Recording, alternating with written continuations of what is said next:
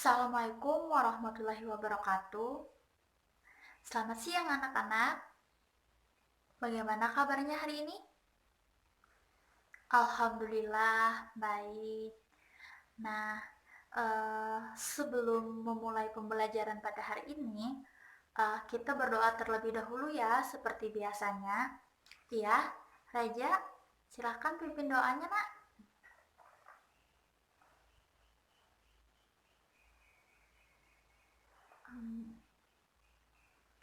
Nah, bagaimana anak-anak? Udah siap untuk pembelajaran hari ini? Alhamdulillah sudah siap. Sebelum itu, Ibu cek kehadiran kalian dulu ya. Maulana Reja Irpandi, Nur Salamia, Rahmawati, Selvina Lia, Jarlina, Jana, Ismatul Hidayah, Mawar Melati. Alhamdulillah anak-anak Ibu hari ini hadir semua ya. Ada yang ingat tidak? Minggu lalu kita belajar tentang apa ya? Iya, Jarlina. Iya, benar sekali. Minggu lalu kita mempelajari tentang sistem klasifikasi pada makhluk hidup. Iya. Nah, minggu lalu kan Ibu ada tuh bertanya ke kalian mengenai apa saja yang ada di perkarangan rumah kalian. Iya. Iya, ada berbagai jenis tumbuhan, ya kan? Iya, benar sekali. Nah, sekarang Ibu mau nanya lagi mengenai berbagai jenis tumbuhan yang ada di perkarangan rumah kalian itu, kalian menyadari nggak tumbuhan tersebut dari waktu ke waktu mengalami pertambahan tinggi, besar, bahkan ada tumbuhan yang berbunga dan berbuah. Gimana? Bagaimana, Jelina? Nah, kan benar kan apa kata Ibu? Tumbuhan tersebut uh, mengalami, iya, yang darinya kecil jadi besar. Iya, benar sekali.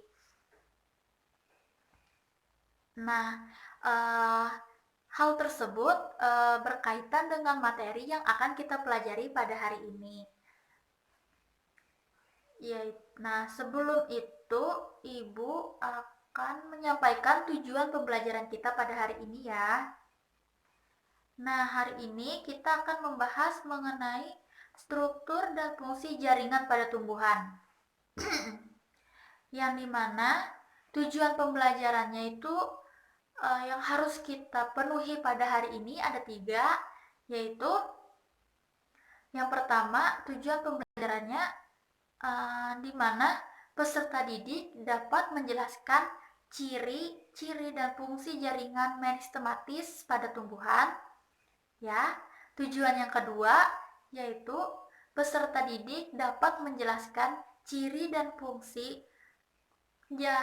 dari berbagai jenis jaringan dewasa atau jaringan permanen pada tumbuhan. Ya, dan tujuan pembelajarannya terakhir yaitu peserta didik dapat menggambarkan jaringan pada tumbuhan berdasarkan hasil pengamatan. Iya, hari ini kita akan mengadakan pengamatan di laboratorium. Nah, model pembelajaran hari ini yang kita gunakan yaitu model discovery learning. Nah, sebelum kita memasuki pembelajaran, Ibu ingin mengadakan pretest terlebih dahulu. Iya. Iya, pretest 5 soal aja. Iya. Nah, kalau begitu udah siap anak-anak? Alhamdulillah, siap selalu ya. Bagus. Anak-anak murid Ibu mantep semuanya. Nah, kalau begitu, karena kalian udah siap untuk melaksanakan pretest pada hari ini, Ibu minta kalian persiapkan 1 lembar kertas dan alat tulis kalian di atas meja. Iya, Ibu beri kalian waktu 5 menit untuk menjawab soal pretest yang telah Ibu bagikan. Dimulai dari sekarang. Ya. Anak-anak, waktu pengerjaan pretest kita hari ini telah berakhir. Ya, kumpulkan ke depan satu orang perwakilan. Iya, terima kasih. Nah, langsung saja kita masuk ke dalam pembelajaran, yaitu hari ini kita akan mempelajari mengenai jenis-jenis jaringan pada tumbuhan. Nah, yang dimana telah kita ketahui, jaringan itu merupakan kumpulan dari sel-sel yang memiliki struktur dan fungsi yang sama.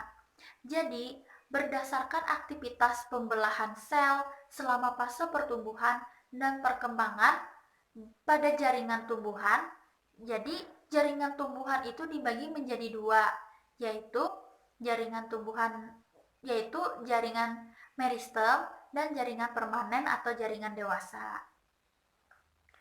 Nah, jaringan meristem itu merupakan jaringan yang terus-menerus mengalami pembelahan dan masih bersifat embrionik. Nah, yang dimana sel-sel dari jaringan tersebut uh, membelah terus-menerus dan menghasilkan sel-sel baru. Ya. Nah, selanjutnya yaitu mengenai ciri-ciri dari jaringan meristem. Ciri-ciri yang pertama yaitu sel-sel dari jaringan meristem ini yang masih muda. Nah, di mana sel-sel tersebut masih aktif dalam melakukan pembelahan dan pertumbuhan.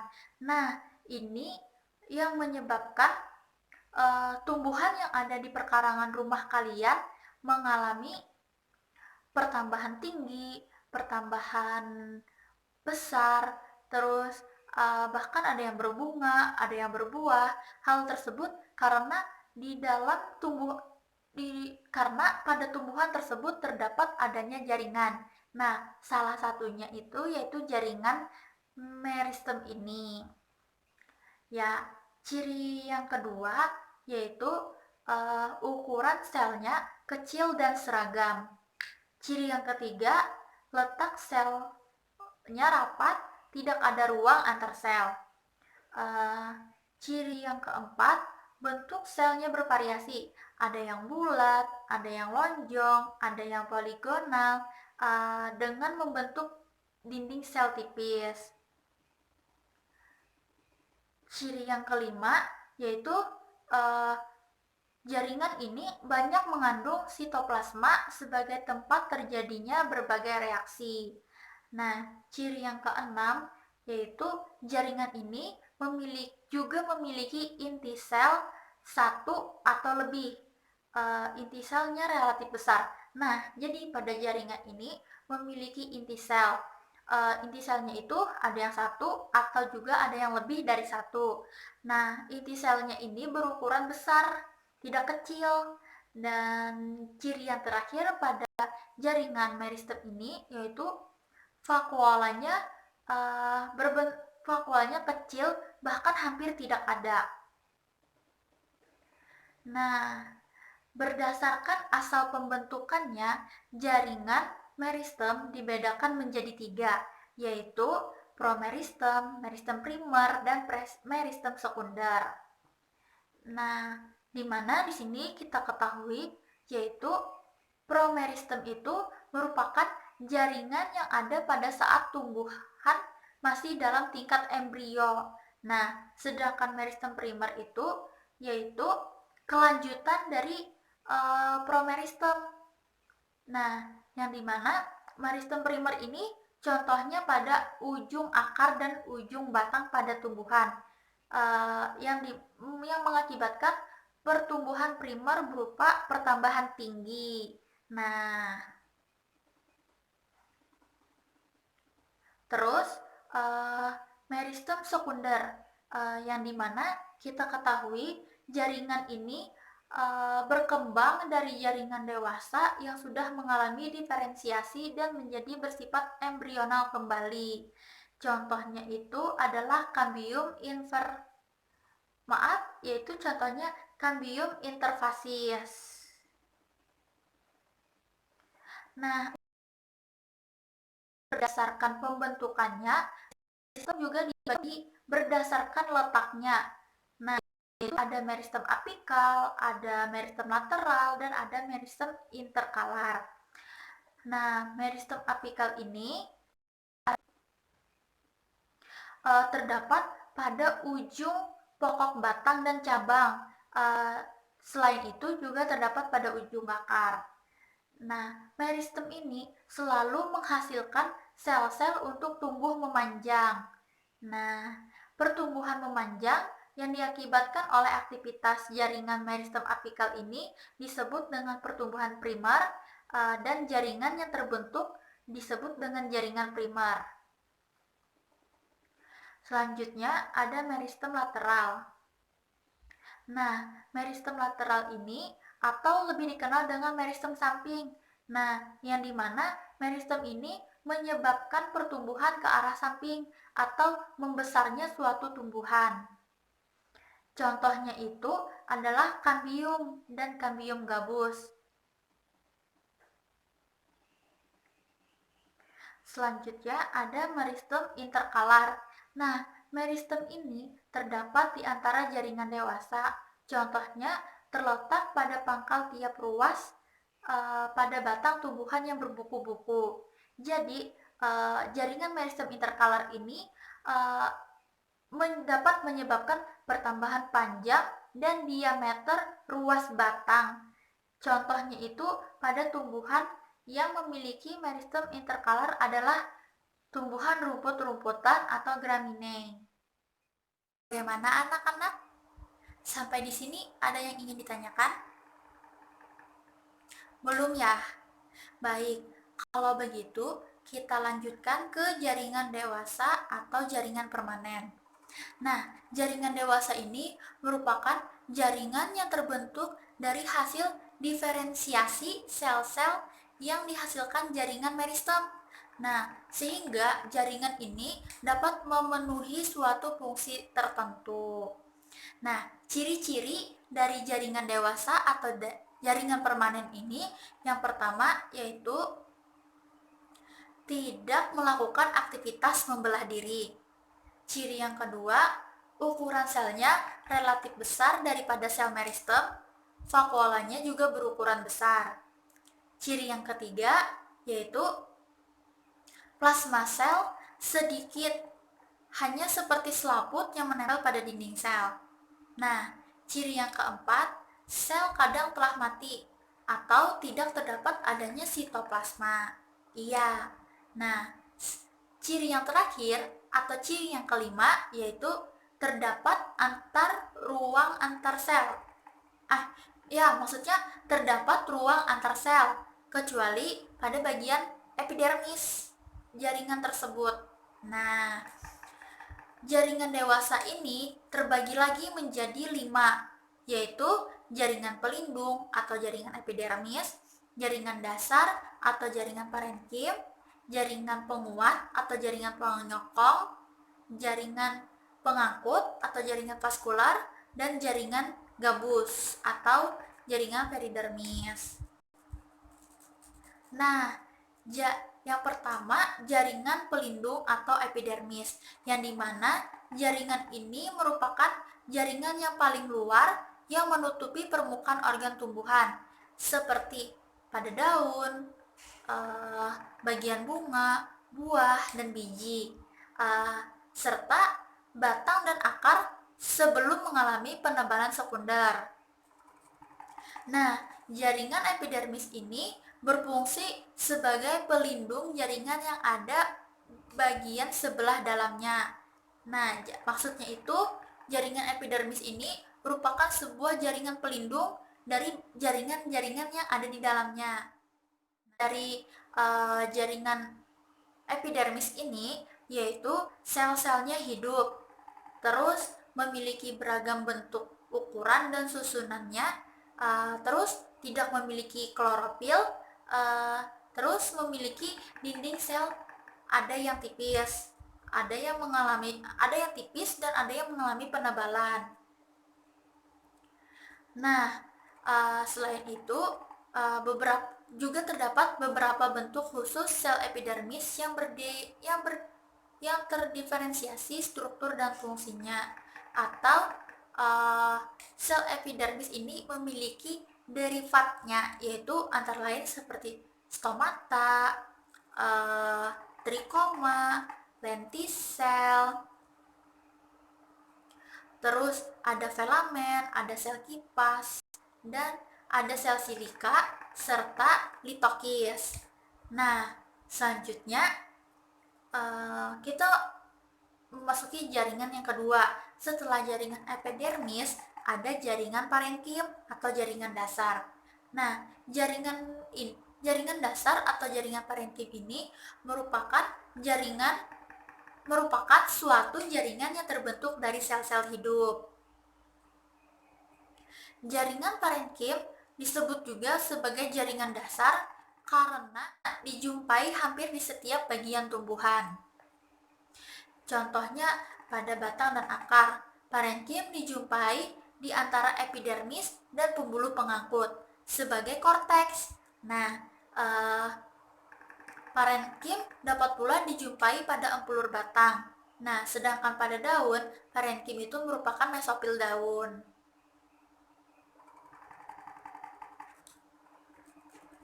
Nah, berdasarkan fungsinya, parenkim dibagi menjadi beberapa macam, yaitu ada parenkim asimilasi, ada parenkim penimbun, ada parenkim air, ada parenkim udara, dan ada parenkim angkut.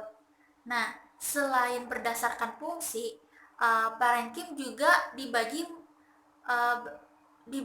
berdasarkan bentuknya, yaitu terdapat parenkim palisade, parenkim bunga karang, parenkim bintang, parenkim lipatan, dan ada 4 aja sampai di parenkim lipatan. Nah, setelah jaringan epidermis, jaringan dasar atau parenkim, kita sekarang memasuki ke jaringan penguat atau penyokong. Kenapa sih dibilang jaringan penyokong atau jaringan penguat? Iya, karena pada jaringan ini memiliki dinding sel yang tebal dan kuat, serta sel-selnya telah mengalami spesialisasi. Nah, berdasarkan bentuk dan sifatnya, jaringan penguat atau penyokong ini dibedakan menjadi jaringan kolenkim dan jaringan sklerenkim. Yang dimana kita ketahui jaringan kolenkim ini terdiri atas sel-sel yang mengalami penebalan selulosa. Nah, jaringan kolenkim ini berperan penting sebagai jaringan penguat terutama pada organ-organ tumbuhan yang masih aktif mengadakan pertumbuhan pada perkembangan. Sedangkan jaringan sklerenkim dapat kita jumpai pada organ tumbuhan yang tidak lagi mengalami perkembangan atau yang sering kita sebut sebagai tumbuhan yang telah dewasa. Nah, jaringan sklerenkim ini terdiri atas serabut dan sklereid. Baik, selanjutnya kita masuk ke jaringan pengangkut atau jaringan vaskular. Nah, jaringan pengangkut ini terdiri dari xilem dan floem, yang dimana xilem meliputi trakea dan trakeida serta unsur-unsur lain seperti serabut dan parenkim. Xilem. Nah, xilem fungsinya untuk mengangkut mineral dan air dari akar sampai ke daun. Sedangkan floem itu berfungsi untuk mengangkut hasil fotosintesis dari daun ke bagian organ yang lainnya atau ke seluruh bagian organ pada tumbuhan, yaitu contohnya ke batang, akar, dan umbi-umbian. Nah, floem ini terdiri dari buluh tapis, sel pengiring, dan parenkim floem. Nah,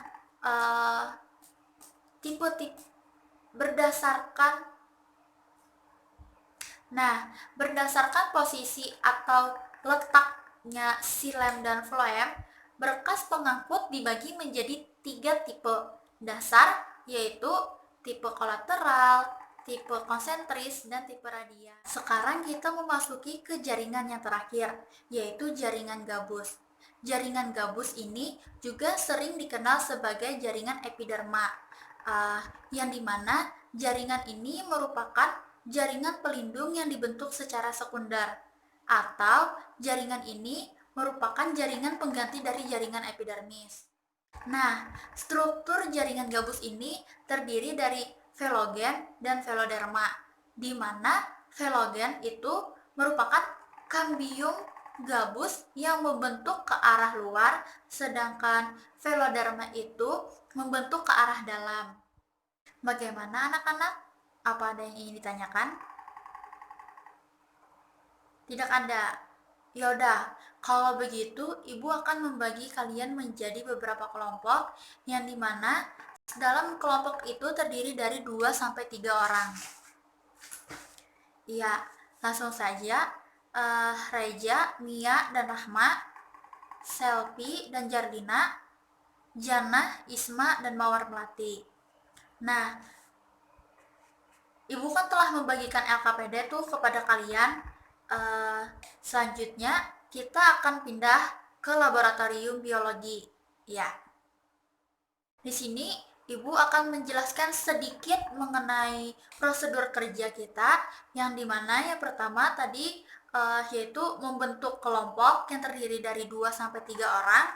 Terus yang selanjutnya yaitu menyiapkan alat dan bahan yang akan digunakan pada saat pengamatan. Alatnya berupa mikroskop, kamera, dan alat tulis. Sedangkan untuk bahan yaitu kita menggunakan preparat awetan jaringan tumbuhan.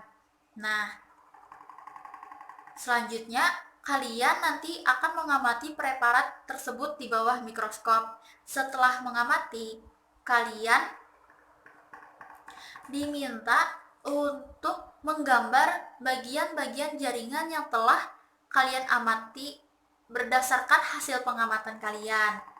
Nah, selanjutnya kalian diminta untuk menyimpulkan hasil pengamatan kalian berdasarkan kelompok, berdasarkan teman kelompok kalian. Ya. Nah, baik kalau begitu langsung saja anak-anak, silakan perwakilan kelompok untuk mengambil mikroskopnya di belakang. Untuk preparat awetannya nanti akan ibu bagikan.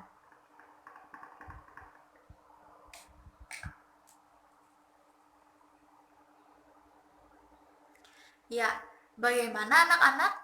Apakah pengamatannya telah selesai? Iya, ibu rasa cukup untuk pelaksanaan pengamatannya. Sekarang ibu minta kalian untuk berdiskusi dengan teman kelompok kalian untuk menjawab beberapa soal yang ada di LKPD. Bagaimana? Ada yang ingin ditanyakan, Rahma? Iya, boleh. Hasil pengamatan boleh dikaitkan dengan literatur. Iya, ibu beri waktu ya, sekitar 5 menit. Ya, bagaimana anak-anak? Udah selesai pengerjaan LKPD-nya? Iya. Nah, sekarang ibu meminta perwakilan dari kalian untuk mempresentasikan hasil pengamatan yang kalian dapat hari ini di depan kelas. Iya, kelompoknya Isma, silahkan perwakilan dari kalian. Ya, bagus. Mari beri aplaus kepada kelompok yang telah mempresentasikan hasil pengamatannya pada hari ini. Nah, anak-anak, dari pembelajaran kita hari ini, apa yang dapat kita simpulkan? Baik, gimana Rahma? Bagaimana? Iya, benar sekali. Jadi, di sini jaringan tumbuhan itu dibagi menjadi 2, yaitu jaringan meristem dan jaringan dewasa atau jaringan permanen. Nah, pada jaringan permanen itu terbagi menjadi 5 jaringan, yaitu ada jaringan apa? Iya, jaringan pelindung, jaringan dasar, jaringan penyokong atau jaringan penguat, jaringan apa lagi? Iya, jaringan pengangkut dan jaringan gabus. Iya, bagus. Nah, sebelum kita mengakhiri pembelajaran pada hari ini, Ibu ingin mengadakan evaluasi lagi, uh, yaitu Ibu ingin memberikan post-test kepada kalian. Nah, kalau begitu, Ibu minta kalian menyiapkan kertas dan alat tulis seperti tadi ya. Nah, silahkan anak-anak mengerjakan soal post-test yang telah Ibu berikan. Ibu beri waktu 5 menit. Iya, terima kasih anak-anak. Pengerjaan post-testnya telah selesai. Berakhir pula pembelajaran kita pada hari ini. Sebelum kita mengakhiri, alangkah baiknya jika kita berdoa terlebih dahulu. Ya, kepada Reja, pimpin doanya lagi. Iya. Amin.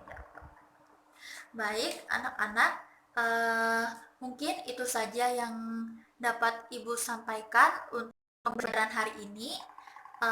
Ibu akhiri, wabillahi taufiq wal hidayah. Assalamualaikum warahmatullahi wabarakatuh. Sampai berjumpa di minggu depan.